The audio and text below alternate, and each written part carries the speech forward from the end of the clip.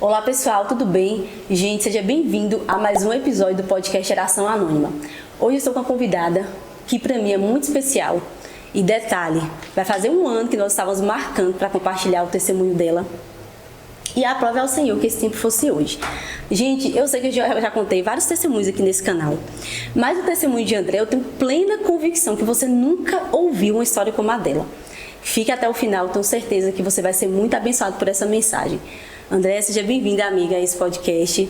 Estou muito feliz, que bom, né, que deu certo, que bom que houve oposição, né, da gente decidir compartilhar. Eu sei que muitas coisas aconteceram para não estarmos aqui. Verdade. Mas a gente vai contar o que Deus fez na sua vida. Eu tenho certeza que muitas vidas serão alcançadas. Eu creio, Paulo, é um prazer estar aqui. Que bom, né? Estou muito feliz de estar aqui.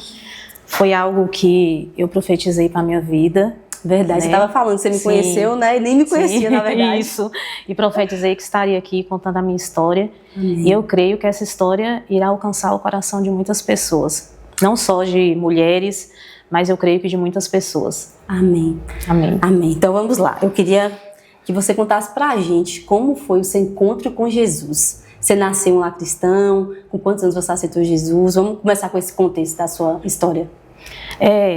Eu nasci e não nasci em um lar cristão. Sim. Porque quando eu nasci, eu fiquei na casa de minha avó. Eu fui criada por ela, minha avó materna. Sim. E quando eu tinha 6 anos, a minha mãe chegou para minha avó e falou assim: olha, eu quero uma das meninas. Eu quero uma das meninas para ir morar comigo. Uhum. E a minha mãe, ela não era cristã. Sim. E aí minha avó falou bem assim: a mais velha eu não te dou. Porque Sim. a mais velha eu já tenho um vínculo maior e eu vou preferir ficar com ela. Sim. Eu te dou a mais nova. A mais nova era eu. E naquele momento, Paulo, eu senti meu coração chegando na boca. Uhum. Porque eu estava saindo de um lar estruturado. Uhum. Você morava com sua mãe, com seu pai? Não, morava com a minha avó. Sim. Eu estava saindo de um lar estruturado, de um lar que eu tinha conforto, para ir para um lar que eu sabia que eu não teria conforto. Sim. Porque minha mãe nem casa tinha, ela morava de aluguel. E ali começou toda a minha saga, dali começou toda a minha história, toda a minha trajetória, todo o meu sofrimento. Uhum. E eu tinha apenas 6 anos, esse ano era 88, se eu não me engano. Eu tinha apenas 6 anos, foi quando eu fui morar com minha mãe. E quando eu cheguei na casa da minha mãe, eu conheci o que era a violência.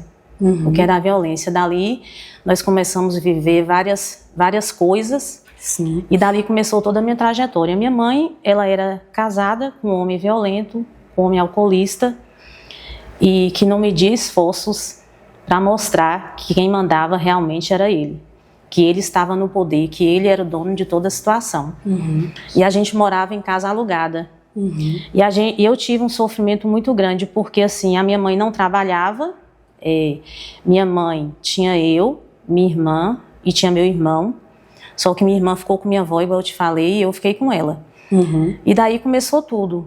Todos os dias ela apanhava bastante. Vivia em total violência. Passávamos fome, necessidade de alimento. A gente não tinha muita coisa.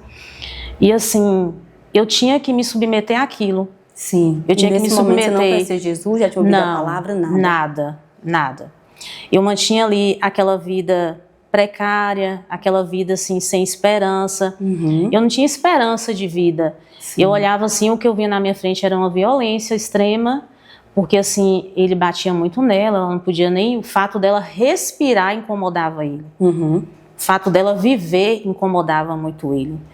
Então assim, ele era alcoolista, ele chegava em casa bêbado, e eu sentia muito medo, sentia muito receio de ficar dentro daquela casa. Mas era aquilo que eu precisava viver. Era aquilo que eu necessitava viver. Sim. Então, assim, aquele medo me consumia todos os dias. Sim. Todos os dias aquele medo me consumia. E eu olhava, assim, para o alto, assim, e ficava pensando, o que seria de mim? O que seria de mim? O que seria da minha vida? O que seria da minha história? Eu tive que amadurecer muito cedo.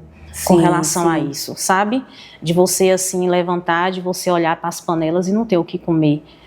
E, assim, eu não tinha esperança de vida.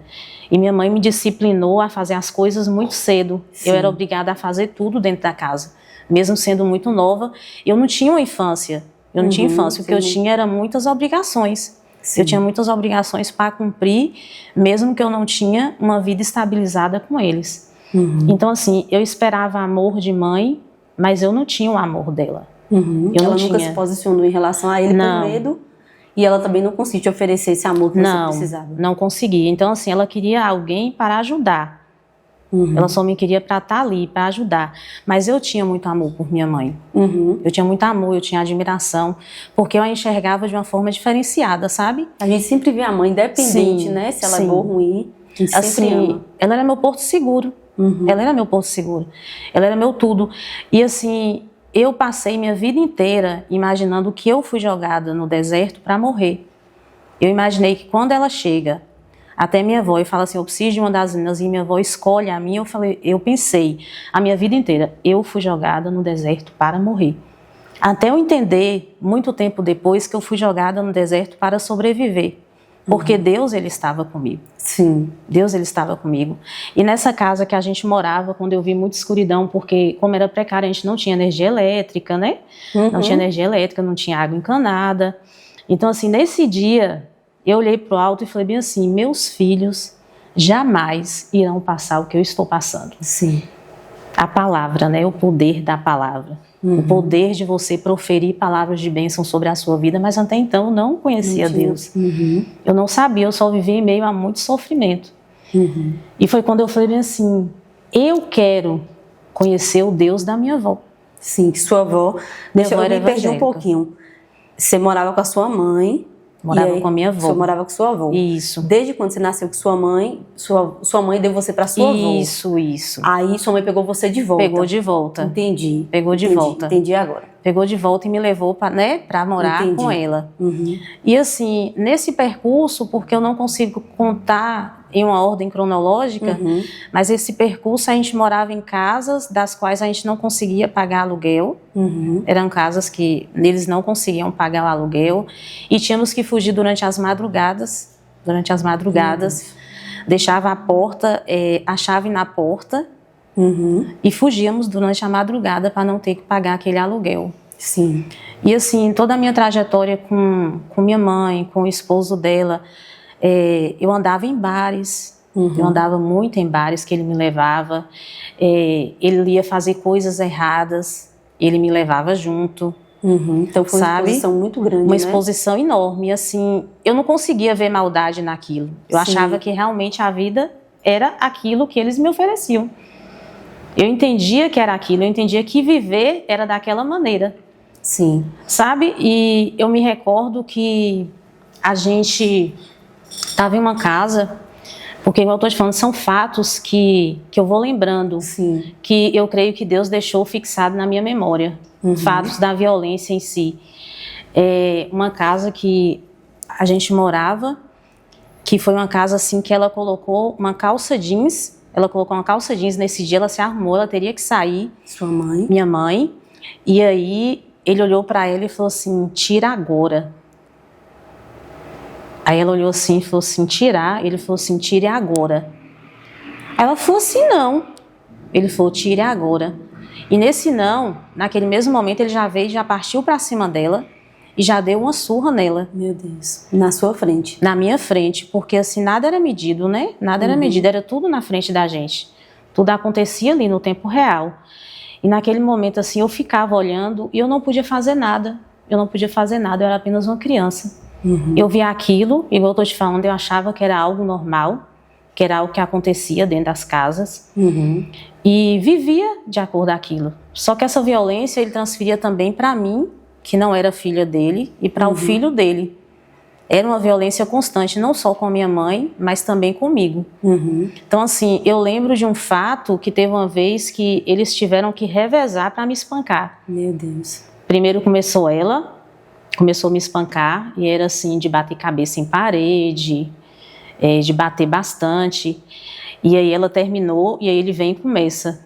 foi um fato assim que chocou muito na época, me abateu demais, sabe? Mas assim, você permanece naquilo, você permanece naquela vida e você vai sobrevivendo, você vai achando que aquilo é normal, só que chega uma hora que você fica sem entender também. E muitas feridas acabam, Muitas feridas, causando E assim, de uma certa forma, eu acho que eu cheguei assim a julgar muito minha mãe, sabe? Eu cheguei a julgar, por que não sai? Por que não faz algo por si? Até eu entender que muitas vezes você não consegue sair da situação da qual você se colocou. Muitas vezes é difícil. Né? Muito mais difícil. Muito, muito. E ela não tinha, né? Ela não tinha o Senhor na vida dela. Ela tinha uma vida assim pregressa. E teve um dia que ele foi preso.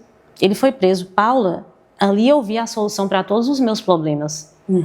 Eu falei assim, agora a solução chegou. Se ele foi preso, nós seremos libertas. Então assim, a partir de hoje a nossa vida vai começar. A partir de hoje nós vamos continuar. Só que naquele tempo, as mulheres, elas iam para a delegacia para chorar aos pés do delegado para soltar o marido, para soltar o preso, sabe?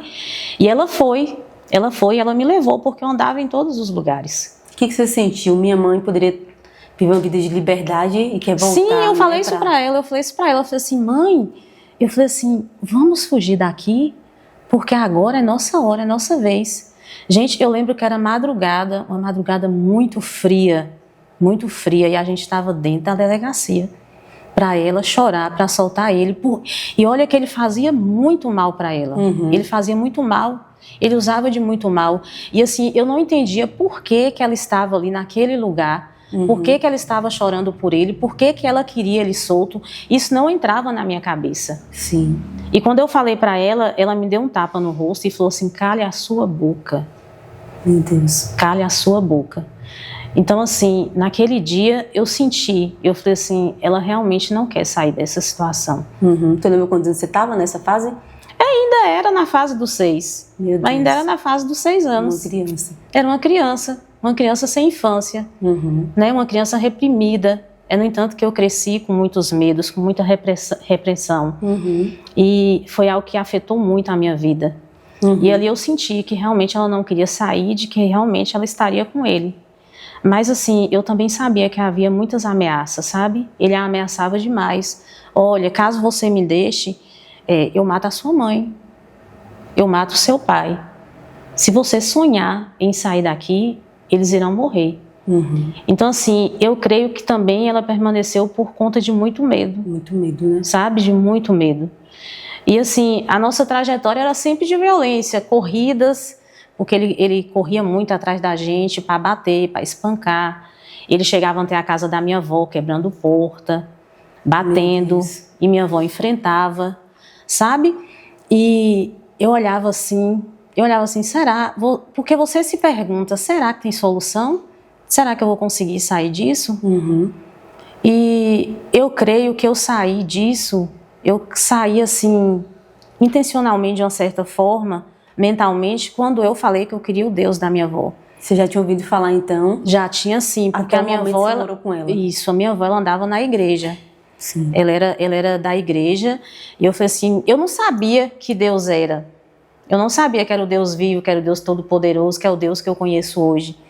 Eu falei assim, eu quero o Deus da minha avó. Foi a única solução que você encontrou? A única solução. Eu falei assim, é lá que eu vou me achar. Sabe? É lá que eu vou ser alguém, é lá que eu vou ser feliz. Eu quero esse Deus para mim. E eu fiquei assim, pensando por tudo aquilo, por toda aquela violência. Outro fato também que eu me recordo, que foi, para mim, essa foi uma das piores surras que a minha mãe levou. Foi uma das piores. Foi quando a gente estava em uma casa, a gente morava em uma vila, em várias casas, né? Igual eu te falei, foram várias casas. E essa era uma vila, e a gente morava no final dessa vila. Começava com várias casas assim, nas laterais, até chegar a nossa, que era lá no final. E naquela época, como na de hoje, o povo fala que briga de marido e mulher, ninguém mexe a colher, né? As pessoas não se interferem em briga de marido e mulher. Infelizmente, muitas acabam morrendo, né? Muitas acabam morrendo, sabe? E ali a gente vivia mais precariedade, mais tristezas. E assim, família não entrava, família não perguntava como é que estava, mas todos sabiam da violência que ela sofria. Todo mundo sabia, todo mundo conhecia a história. Todo mundo viveu aquela história.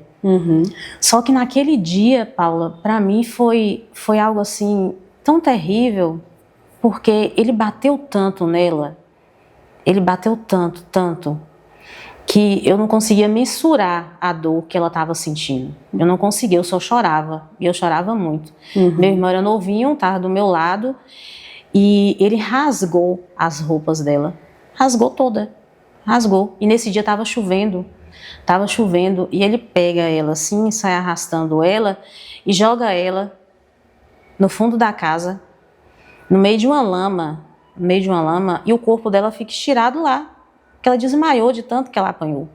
Ela fica jogada no meio da chuva, despida. Nisso, a gente cá dentro, foi quando ele vem e me bate, ele dá um murro no meu nariz e o sangue começa a jorrar. Aí é quando ele vem com a faca e coloca a faca no meu pescoço e fala: cala sua boca, porque senão eu te mato hoje. Hoje eu te mato. E eu não tinha forças para parar de chorar, porque o desespero foi muito grande naquele momento.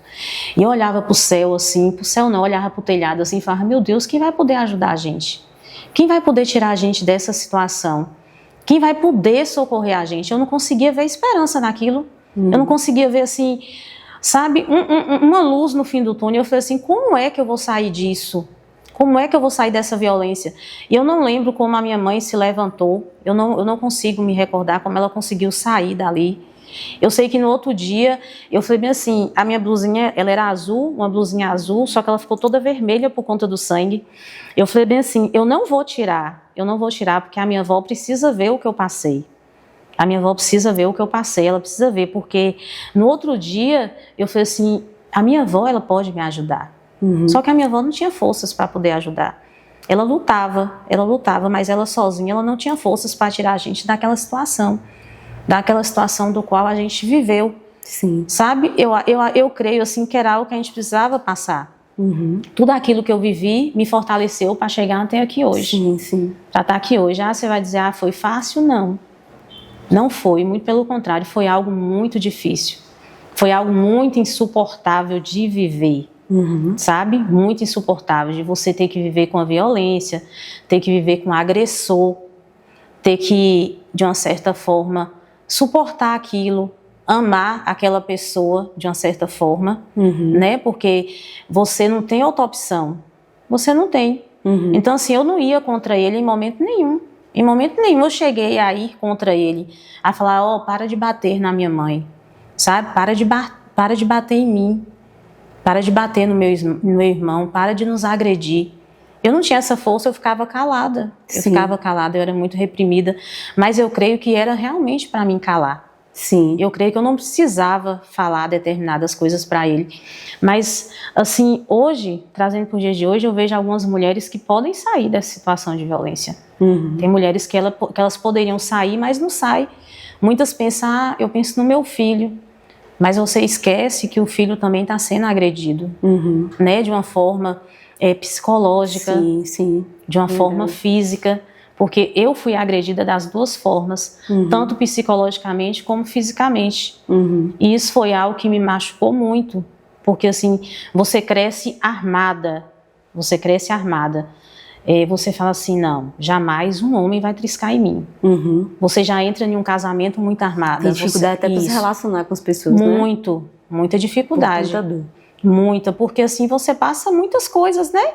Você não imagina que você sai de um lugar que você podia dormir até certa hora, que você tinha banho certo, que você se alimentava na hora certa, para você ir para uma casa da qual não vai te oferecer nada, nenhum suporte, nenhuma estrutura.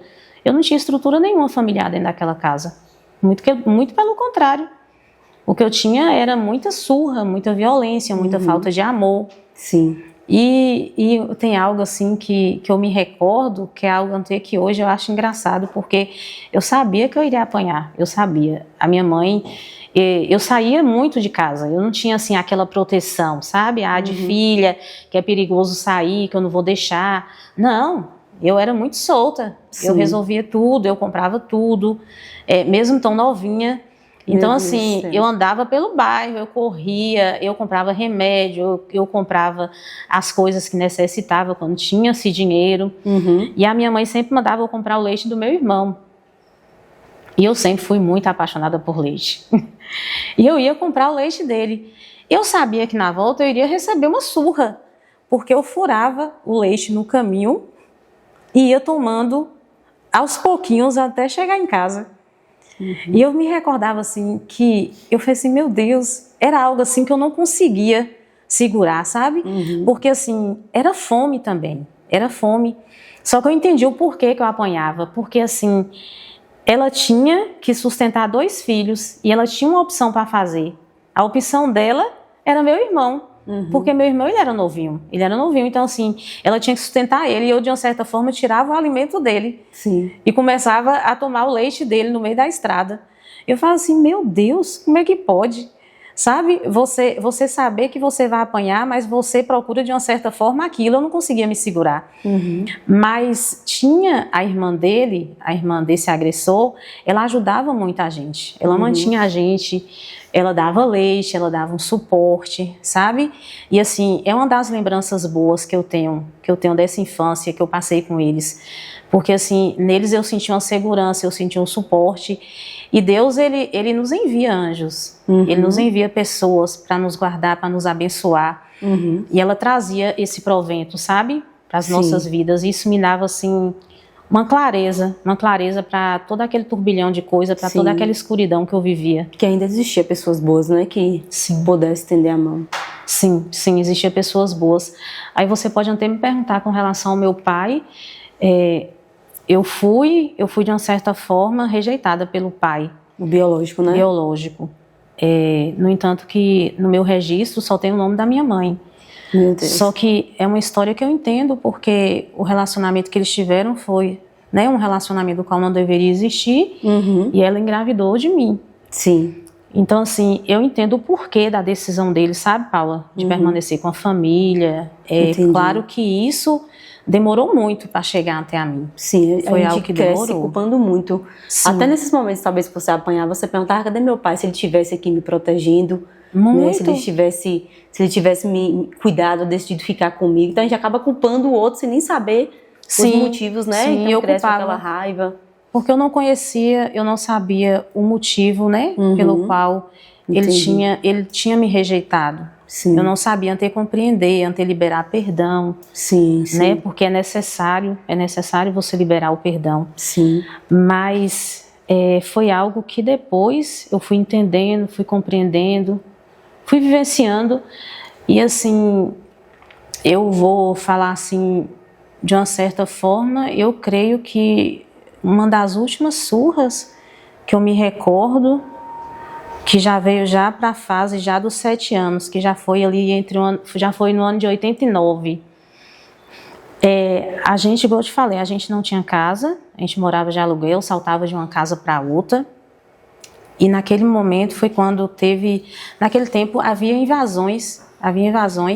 Por isso que você falou que minha história era tão parecida, em alguns detalhes, né? Meu Deus. Havia invasões, e houve-se essas invasões de terreno, e dali armava-se os barracos, e foi quando a gente chegou, né, nessa invasão, que a gente morou durante muito tempo em barraco, e ali ela já estava grávida da 4ª filha, da que eu sabia, né, 4ª, que na realidade era quinta gestação, e ali era minha irmã que estava chegando, e ali eles tiveram outra briga ali, porque as brigas eram assim, visíveis, né? Não era só pra gente, não era só pra gente. Muitas vezes ele era conhecido no bairro inteiro, sabe? Ele era o pavô do bairro. Nossa, todo mundo sabia o que ele fazia. Todo mundo, e sim, todo mundo tinha medo dele. As pessoas realmente não iriam nos socorrer, não iria nos tirar daquela situação que a gente vivia. E ela já estava com a barriga bem grande. Eu não me recordo com quantos meses ela estava. Isso eu não vou saber, esse detalhe eu não irei saber. Mas naquele dia eles tiveram uma briga, e nessa briga ele pega um facão.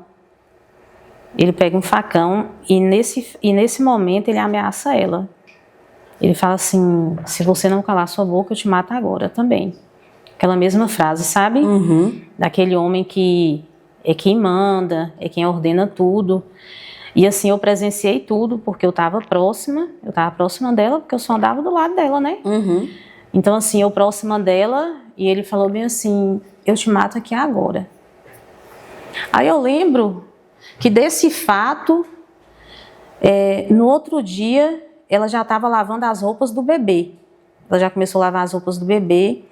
E ela chega para minha avó, ou para você ver como é algo assim, é algo que eu achei bem forte, sabe?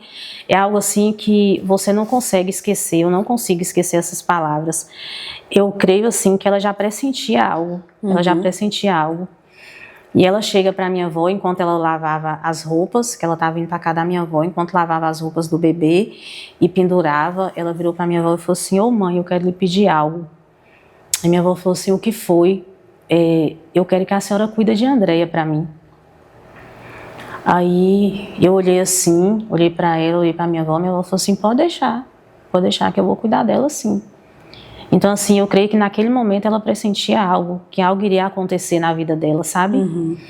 E minha avó, no entanto assim, que eu já fiquei na casa da minha avó, já fiquei lá quando ela saiu. Nesse tempo, que foi quando ela já estava indo para dar à luz a quarta filha. Aí você foi para casa da sua avó? Já fui para casa da minha avó. E aí foi quando ela foi ter o bebê. Naquele tempo, a família não podia acompanhar, né? Totalmente diferente de hoje. Sim. Totalmente. Então, assim, a mulher, ela ia sozinha e permanecia sozinha dentro do hospital. Você trabalha na maternidade, né? Hoje eu trabalho em UTI. UTI neonatal. UTI neonatal.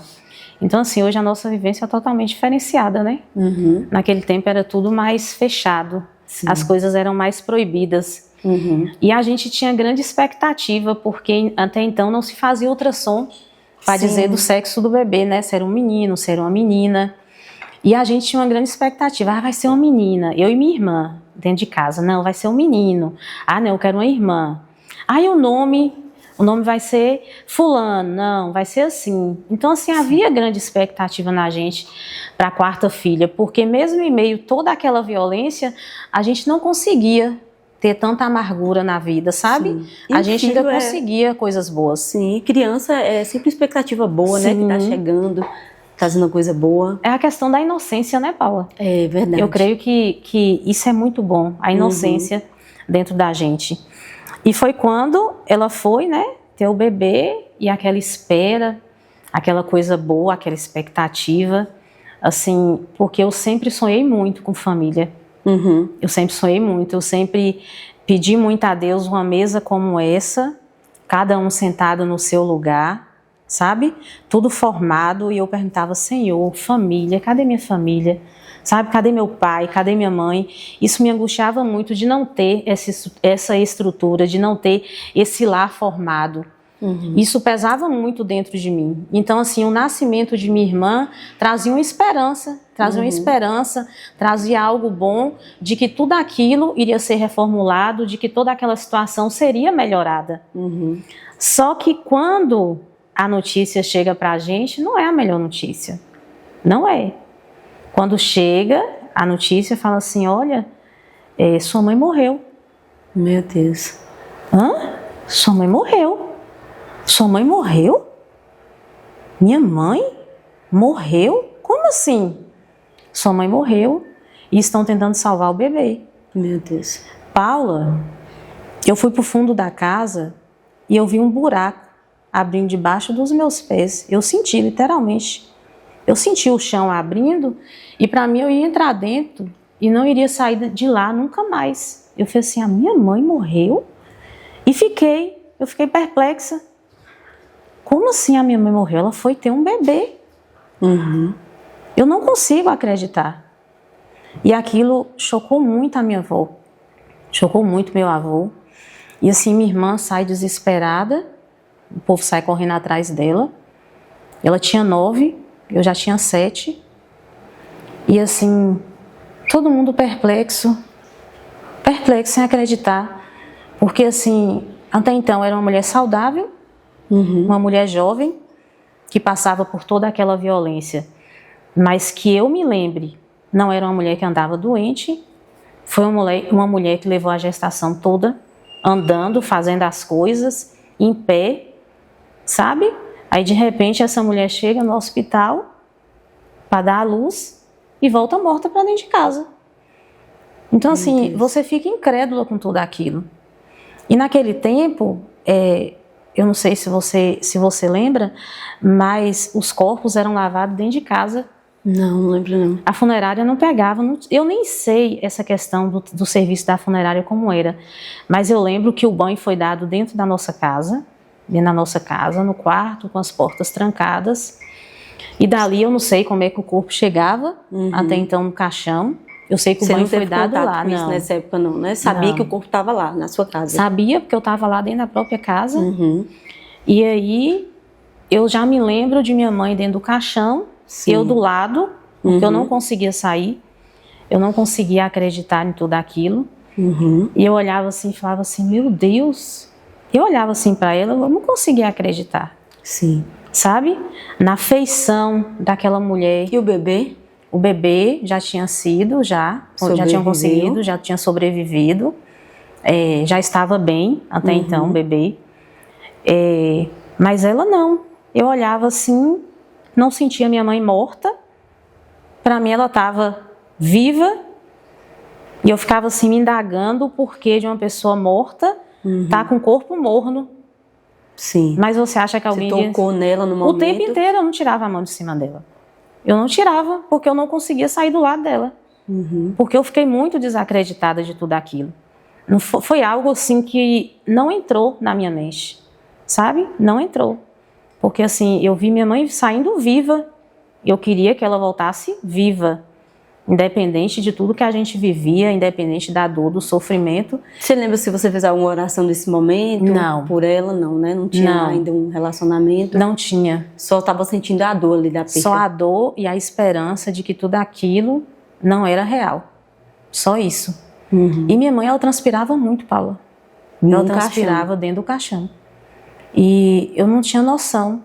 Eu não tinha noção do que era a morte em si. Eu nunca tinha presenciado um velório em si. Foi da minha mãe que eu presenciei. Mas algo assim, eu via que não era normal. Não era só a dor de uma filha, sabe? Não era só a dor da perca, o sofrimento. Era algo que eu não conseguia acreditar. Então, assim, foi na época um velório muito, muito famado, sabe? Tiveram muitas pessoas. Parecia assim que tinha morrido um artista na época. A rua encheu, pessoas vieram para adotar a gente. Minha mãe ainda estava dentro do caixão, porque assim, estava se ficando 4 filhos. Sim. Né? 4 órfãos. E eu olhei assim e falei assim, meu Deus, que situação. Que situação.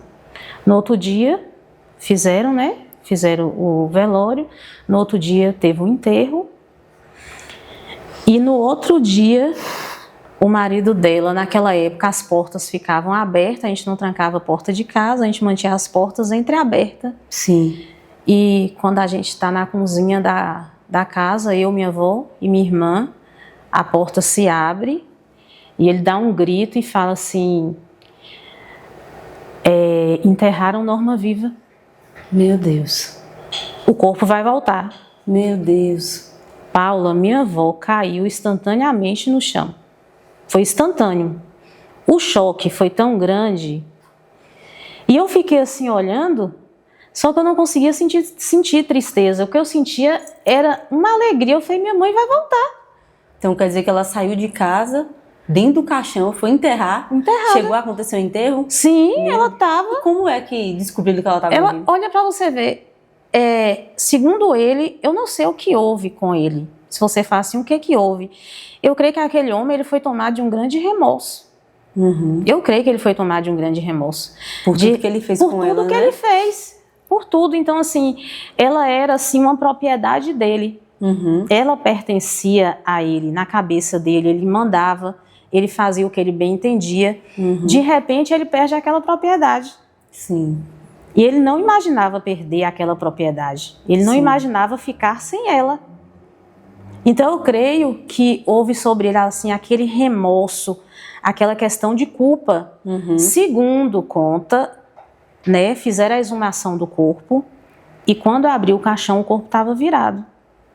O corpo estava virado. Daí detectaram que ela foi enterrada viva. Meu Deus. Aí, tempos depois, soube que houve um erro médico. Meu Deus. Que o atestado de óbito não seria para ela, e sim para outra pessoa que estava do lado dela. Sabe? Aí depois vieram muitas histórias, né? Que teve atonia uterina, que foi uma hemorragia. Houve-se muitos casos depois. Sim. Mas até então, nesse dia eu falei assim, nossa, minha mãe vai voltar. Foi tudo parte de um plano. E ela tá viva, ela só queria fugir das mãos desse agressor. E ela vai voltar para me buscar. Então eu fiquei com aquilo na cabeça durante anos, Paula. Durante anos eu saía e olhava para a multidão e achava que a minha mãe estava ali. Eu procurava a minha mãe no meio da multidão. Então o resultado disso foi, descobriram que ela estava viva, mas ela morreu ali quando foi enterrada, no caso. Sim. Entendi. Meu Sim, Deus. o corpo não iria voltar, né? Até porque ela ficou presa ali debaixo da terra, então ficou. O que ela deve ter passado ainda, se acordou, né, no caso. Pense aí, né? Hoje a gente escuta as histórias, né? De que realmente acontece esse tipo de coisa. Muitas coisas, né? Tantos erros, tantos percados. E assim, mas eu não conseguia ver por esse lado, eu não tinha, assim, a ciência de ver por esse lado. A noção que eu tinha era de que ela estaria viva e que ela iria voltar. Qualquer momento ela ia aparecer. Na minha cabeça, né, não tinha acontecido nada disso. E eu falei, não, eu tenho uma chance de ter minha mãe de volta sem esse homem, sem esse agressor. E a gente vai conseguir, e a gente vai conseguir viver uma história, a mesa vai ser posta, a família vai ser recomposta, e iremos viver algo do qual a gente não vivia. Sim. E você fica com aquilo na cabeça. E a gente foi rotulado muito, né, nessa época, eu e meus irmãos, nós tivemos um rótulo, olha os filhos da mulher que foi enterrada viva, lá se vão os filhos da mulher que enterraram viva. Então, assim, esse rótulo foi dado a nós durante muito tempo, sabe? As pessoas não se preocuparam se isso estava nos ferindo, se isso estava, assim, nos afetando. Mas, assim, bora ver para onde eles vão, em quem vai dar, o que eles vão fazer da vida a partir de agora. Sim. Né? Quem serão eles? Olha lá, será que vai ser alguém? Será que vai servir para algo? Então, assim, aquilo, o pós-morte dela, assim, trouxe para nós grandes consequências também, sabe? Além de você ficar sem mãe, porque independente do que a gente viveu, de como a gente seguiu, a mãe, ela tem um papel tão fundamental nas nossas vidas, né, Paula? Verdade. Sem mãe, independente de quem né? ela seja, né?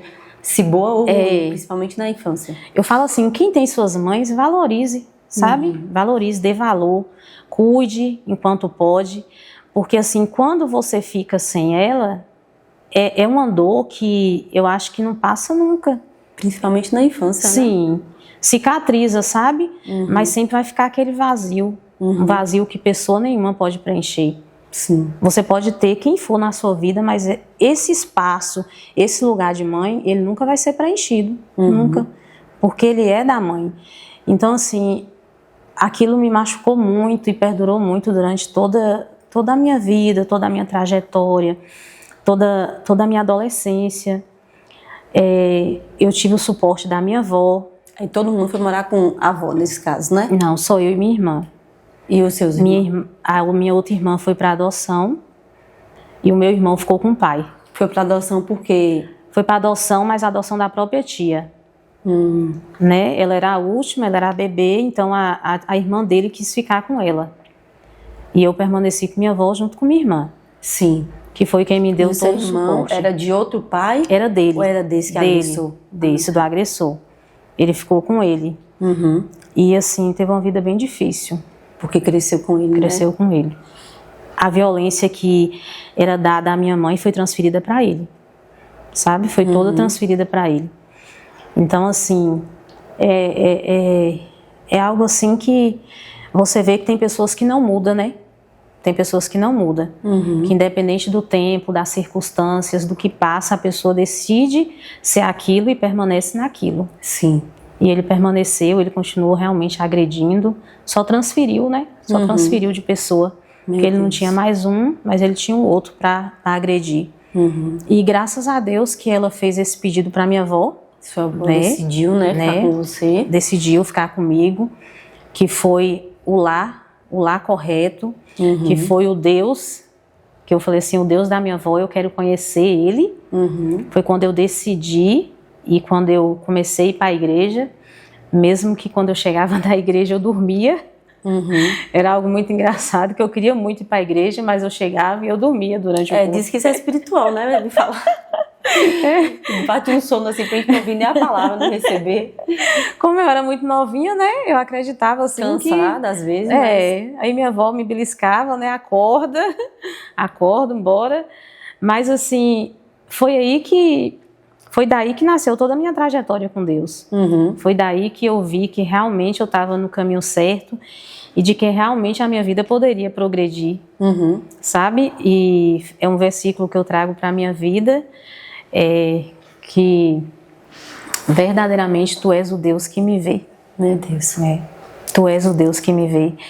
E é algo que eu profiro sempre, sempre. Tu és o Deus que me vê. E eu creio que Deus me vê em todo o tempo. Ele me conhece, Ele me sonda, Ele sabe das minhas necessidades. E durante todo esse percurso eu não precisei de psicólogo, eu não precisei de psiquiatra, eu não precisei de ajuda de outras pessoas. Toda a minha ajuda veio só de Deus. Do relacionamento com do ele. meu relacionamento com Ele, das minhas noites com Ele, do meu choro durante a noite no meu travesseiro, que eu clamava para chegar à noite só para falar com Deus, porque à noite o barulho é menor, as interferências são menores, e eu podia ficar a sós com Ele. Eu podia, me derramar diante dEle e dizer as minhas necessidades. Eu sempre fui muito sincera diante de Deus, muito sincera. Porque eu acho que isso é algo de extrema necessidade, a gente ser sincera diante de Deus. E do jeito que a gente está, né? Deus não espera que a gente seja perfeito para buscá-lo, né? Não. Com as nossas dores, independente. Eu falava para Ele, eu estou triste hoje, Senhor. Eu estou triste, eu queria muito ter nascido em um lar estruturado. Eu queria muito ter tido uma família estruturada. Eu não queria ter sofrido a violência que eu sofri. Eu sinto falta da minha mãe, eu queria minha mãe aqui. Eu sempre falei isso para o Senhor, sempre. Eu queria minha mãe, eu queria uma família, eu queria uma estrutura. E isso foi algo assim que abalou muito, a minha vida. E aos poucos Deus foi me libertando. Deus foi me libertando. Processo, né? Houve um processo, Paulinho, assim, se eu te falar que foi um processo rápido, não foi. Não foi um processo rápido.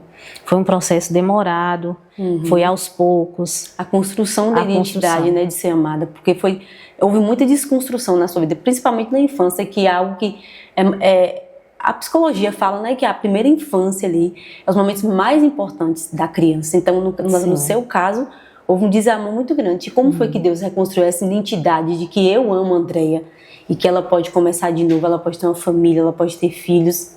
Foi desse relacionamento, então, de intimidade. Sim, foi a partir do momento que eu falei assim, Deus, eu não tive a oportunidade de ter um pai, mas hoje, meu Deus, eu te pego como meu pai. E a Bíblia diz, né, que nós somos adotadas por Ele, né? Sim. Isso é muito marcante. Quando eu vi a primeira vez na Bíblia que o Pai nos adotou, meu Deus do céu, isso muda tudo. Ali eu senti minha segurança. A partir daquele dia que eu proferi isso, que eu falei assim, o Senhor é o meu Pai. O Senhor é que vai reger a minha vida, o Senhor é que vai fazer tudo por mim. Aí naquele dia eu senti minha vida encaminhar. E eu sempre tive muita sede de Deus. Porque todo dia, em todas as minhas orações eu falo, quem seria eu, Pai, se não fosse o Senhor? Aonde estaria eu se não fossem as tuas misericórdias sobre a minha vida? Eu falo, eu creio que eu não estaria nem mais aqui, sabe, Paula? Porque de onde Ele me tirou, o que Ele fez por mim, aonde Ele me colocou, só Ele poderia fazer. Porque assim, às vezes eu contando aqui relatos de toda essa história, porque assim, a gente não conta a fundo que eu falo assim, a gente não vai lembrar de mínimos detalhes, de dores que já se passaram, mas foram muitas. Sim. Foram muitas dores, foram muitas aflições, a esperança muitas vezes não vinha, não vinha. Eu não tinha esperança assim, o que eu vou ser? Para onde eu vou? O que eu posso fazer? Sim. Porque até então eu tive muitas percas na minha vida. Sim. Muitas percas e eu me derramava muito em lágrimas e teve um dia que eu falei, Senhor, eu não suporto mais. Eu não aguento mais perder tanto. Então assim, eu já me considerava com pouco e o pouco que eu tinha eu estava perdendo. Uhum.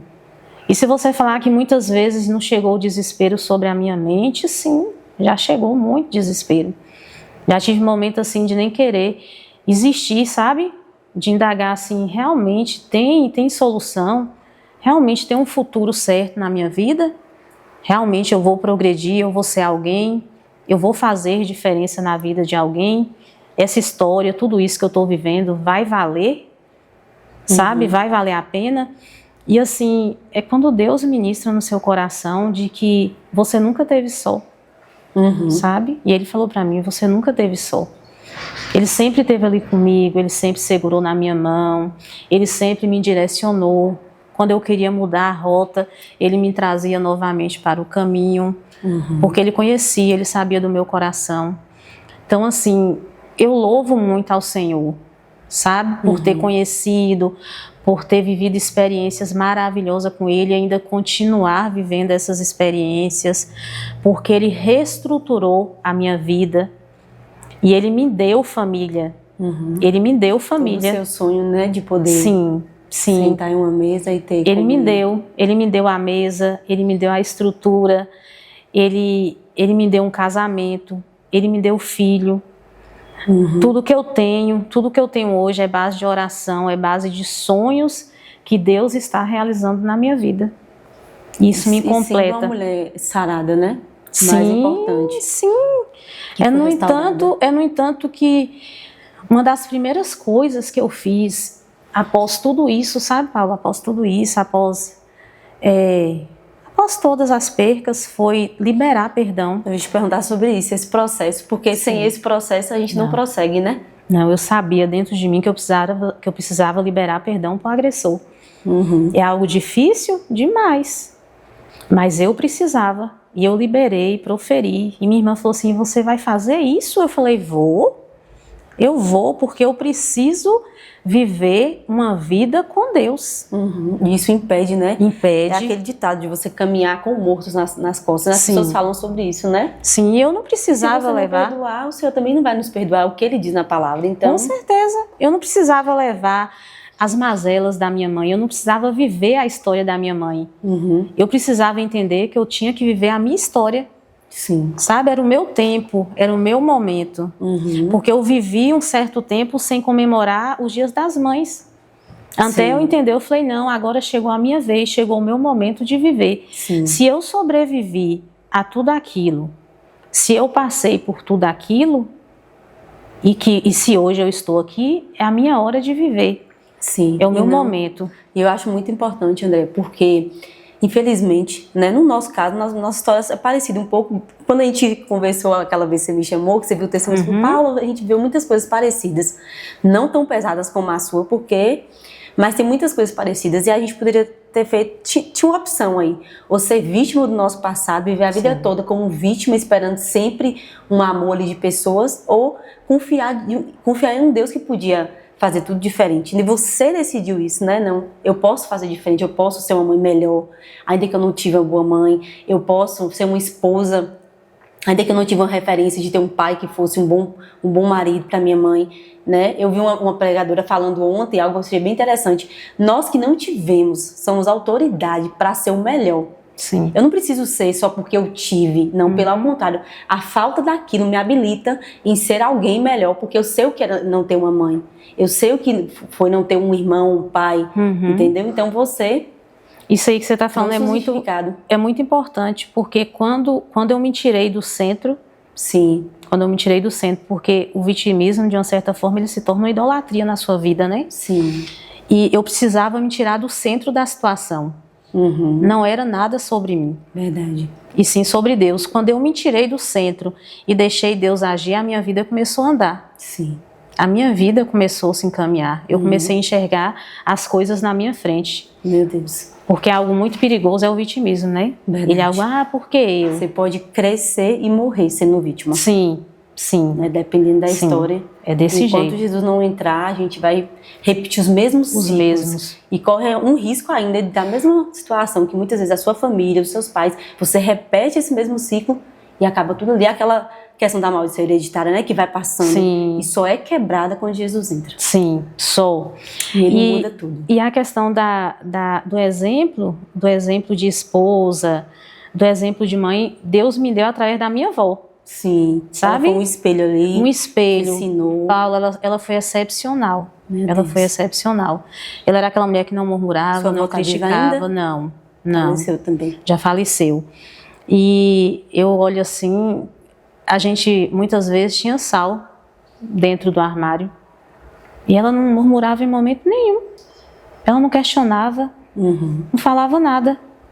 E a gente ia para a igreja. Aprendendo com exemplo, né? Sabe? E eu olhava assim, meu Deus, que mulher admirável. Que mulher admirável, sabe? Que mulher é essa que Deus colocou na minha vida? E através dela, eu aprendi a cuidar de família. Foi através dela que eu vim saber realmente o que é cuidar de família. O exemplo que eu não tive com a minha mãe, a vivência que eu não tive com minha mãe, Deus me concedeu com ela. Amém. E isso foi algo muito importante, isso foi algo assim que fechou a minha história. Porque é algo que eu trouxe para a minha vida adulta. Sim. Sabe? Quem eu sou hoje. Que as meninas até falam, você que é criada com a avó, você é muito antiga, a gente aprende a ter termos antigos, né? E isso alegra muito o meu ser, alegra muito. Eu sou muito realizada. Hoje eu sou muito feliz por ter liberado perdão, por ter escolhido viver bem.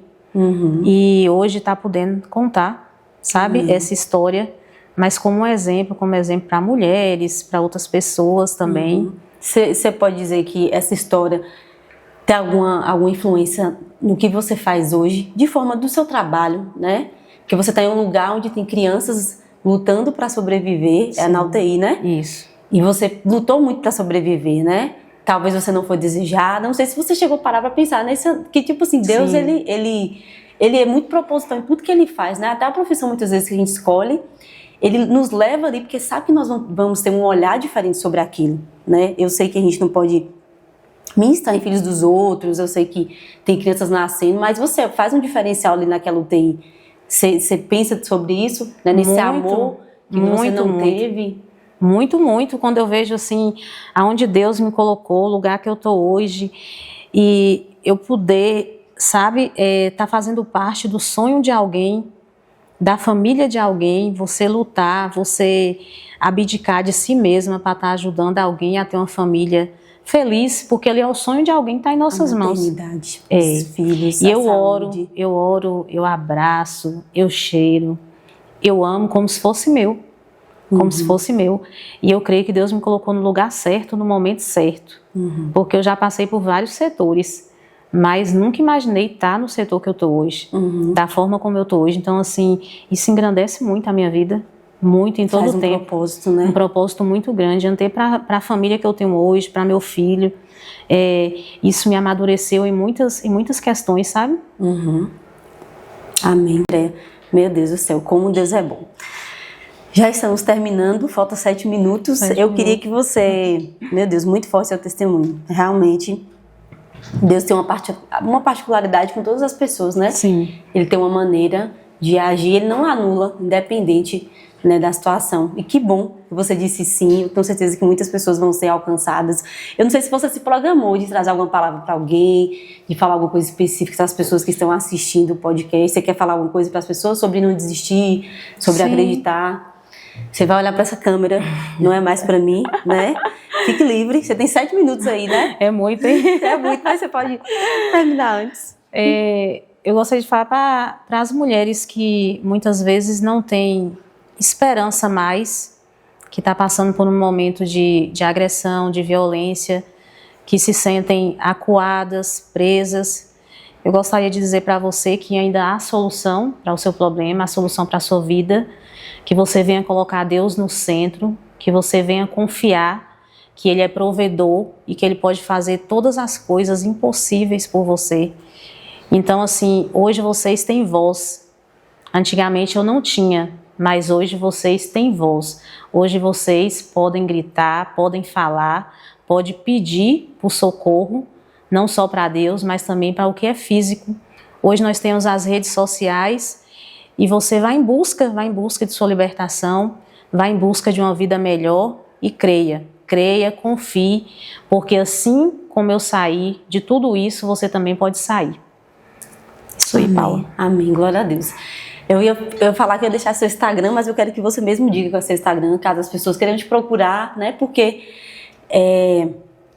tava brincando com a Alana aqui, que tá no set, que você escutou o podcast dela, né? E eu falei, Alana, ela falou, amiga, meu ministério começou. Eu falei, realmente, seu ministério começou. Que a partir do momento que você conta o seu testemunho, né, você tem autoridade a partir desse momento, né, de dizer assim, eu me curei. Eu vou expor o que aconteceu na minha vida. E disso Deus começa a usar, né, as suas feridas para curar outras pessoas. Então eu queria que você deixasse seu Instagram para as pessoas que quiserem te procurar, né, que passou pela mesma situação. Algo que eu acho bem interessante que essa doutora fala. A doutora Rosana, você conhece? Não. Depois eu vou te passar o Instagram. Ela fala o seguinte, que a nossa história tem esse poder, né, de impactar outras vidas. Então a gente tem que compartilhar. A gente tem que falar sobre isso. E não só isso. Pessoas vão nos procurar. Porque talvez eu não tive uma mãe que morreu quando eu era jovem, mas você vai encontrar mulheres que perderam as suas mães, né? Ou seus filhos. E você tem autoridade para falar sobre isso. Então deixe seu Instagram aqui disponível para as pessoas, para que seu ministério comece, né? Que você falou, eu sinto que agora alguma coisa vai acontecer. Eu sinto, né? eu creio. Eu também creio nisso. Né, que hoje será um divisor de águas na minha vida, que o grito silenciado hoje será ouvido. Meu Deus, a capa do podcast, viu? A capa do seu podcast. Lembro disso. Hoje será ouvido e meu Deus, meu Instagram é Andreia Souza, Souza com 2 U. Se você quiser falar comigo, pode acessar, me chamar lá que eu estarei à disposição. Com certeza. Claro que tem coisas até para falar mais, tem mais histórias, né? Que muitas vezes o tempo e o momento, mas eu creio que no tempo certo também será dito. Será dito sim, porque eu também tenho história de como Deus trabalhou para formular a minha família. Amém. Que realmente também não foi algo fácil, porque nada vem fácil, né, Paula? Verdade. Quando vem fácil, a gente não valoriza de uma certa forma, né? É bom ser processo, conquistado, né? Com força. Verdade, como a gente falou, força e violência, né? O reino de Deus é tomado. E foi. Mas que bênção, André. Muito obrigada pelo seu sim. Muito obrigada por você ter vindo. Deu tudo certo, né? Certo. Mesmo dando tanta coisa errada, gente, pra gente não gravar esse testemunho, né? André falou assim, ó, nem pra Paula me mandar uma mensagem e falar assim, ó, deixa pra depois a gente grava. Mas Deus tinha esse dia planejado para hoje, né? Deus tem sim. Ele sabe todas as coisas. Então vamos nos despedir. Gente, muito obrigada a você que assistiu até aqui. Deixe nos comentários se Deus ministrou alguma palavra no seu coração em relação ao testemunho de Andreia. Meu amigo Emanuel tá aqui no set também. Ele deu uma dica, né? Para você comentar um pouquinho da sua história também. Se você já passou por algo parecido, se você queria compartilhar o seu testemunho também, né? A gente sempre ora para Deus direcionar as pessoas, mas vai que Deus quer também que a gente conte a sua história. Deus abençoe você, vou deixar meu Instagram aqui também.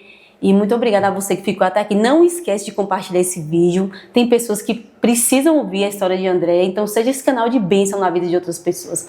Deus abençoe e até o próximo podcast, em nome de Jesus. Muito obrigada. Obrigada, Deus Paula. Abençoe. Foi um prazer, viu? Todo meu. Até o próximo. Depois que Deus começar a fazer um monte de coisa, usar você de forma poderosa.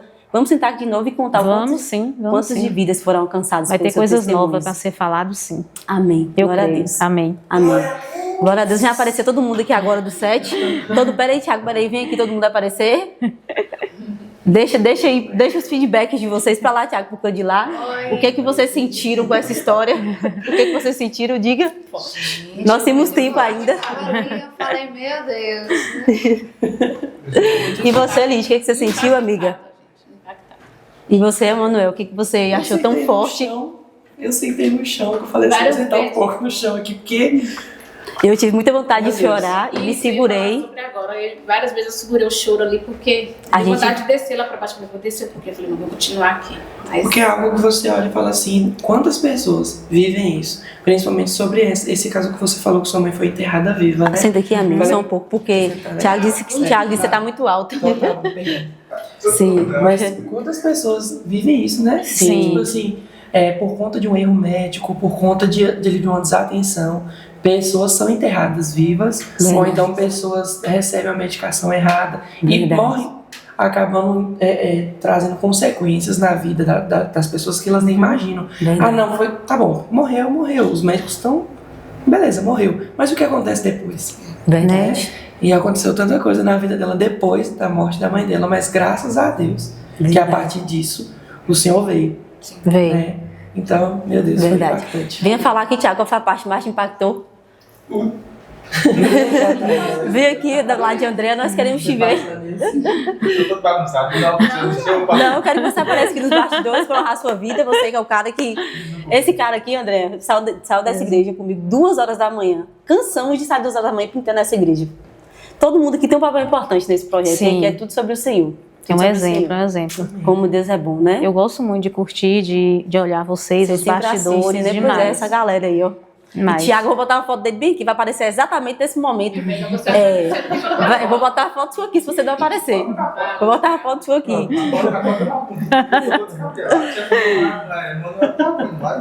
Amém, então glória a Deus. Lídia, quer falar alguma coisa? Não, Lídia falou. Já falou e você, Alana? Não, eu tava Fala ali, assim, assista meu podcast. assim, Faça propaganda.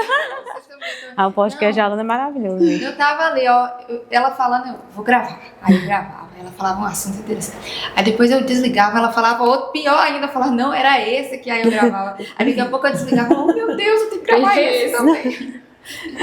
É muito bom. Muito importante. Todos são importantes. Eu ia perguntar pra você assim, se sua mãe não tivesse sido enterrada, voltasse pra casa, você acha que ela ainda continuaria vivendo aquela mesma vida de escravidão? Eu me pergunto a mesma coisa. Porque, tipo assim, eu imagino que às vezes, né, depois que ela foi enterrada, por mais que ela tava ali num certo coma, né? Porque, Sim. se eles não perceberam até o momento, a única pessoa que percebeu parece que tinha sido você, né? Sim. A pele morna, o transpirar dentro do caixão, né? Então, assim, o que passava na mente dela? Fala assim, eu acho que eu vou me entregar. Né? Sabe? Tipo assim, eu tô tão cansada de viver aquilo que, às vezes, até o próprio corpo dela, né? Todo o psicológico dela tava tão abalado que o próprio corpo liberou. O corpo falou assim, não, tô cansada. Eu creio também que ela cansou. Gente, ela foi embora com 26 anos. Muito nova. 26. O que é a foto de Tiago? Muito nova. E ela já tinha muita vivência e vivências não boas, né? Verdade. Não Então, tinha. ela viveu muita coisa. Muita coisa. Eu já vi histórias assim, que às vezes a pessoa vai ter um fim muito ruim. Aí Deus, por amor, leva aquela pessoa antes. O Tiago é esse aqui, ó. O Tiago é esse aqui, ó. Então pronto, gente, dá tchau. Tá solteiro, hein? Tiago tá solteiro, viu? Tiago tá solteiro.